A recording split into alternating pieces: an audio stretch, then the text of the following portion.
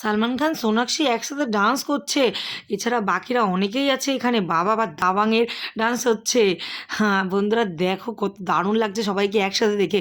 আজ চলে গিয়েছিলাম আমি ইন্টারন্যাশনাল ফিল্ম ফেস্টিভ্যাল আমাদের কলকাতার নেতাজি ইন্ডোর স্টেডিয়ামে, এবং এখানে চিফ গেস্ট হিসাবে দেখো অনেকেই আছে। সালমান খান, অনিল কাপুর, কমল হাসান, মহেশ ভাট, এবং এখানে আমরা চলেও এসেছি প্রোগ্রাম দেখার জন্য। এখানে আমাদের মমতা ব্যানার্জি থেকে শুরু করে টলিউডের সমস্ত আর্টিস্টরা এখানে আছে, এবং বলিউডের অনেকে এসছে। প্রথমে সালমান খান, সোনাক্ষী এখানে প্রদীপ জ্বালিয়ে প্রোগ্রাম শুরু করছে, এবং এখানে একে একে তারপর প্রোগ্রামে এখানে মমতা ব্যানার্জি, সৌরভ গাঙ্গুলি এবং সালমান খান একসাথে বসে বলিউডের সমস্ত ছোট বড় সবাই ছিল কিন্তু এখানে একসাথে। সবাইকে দেখার কিন্তু একটা মজাই আলাদা লাগছিল।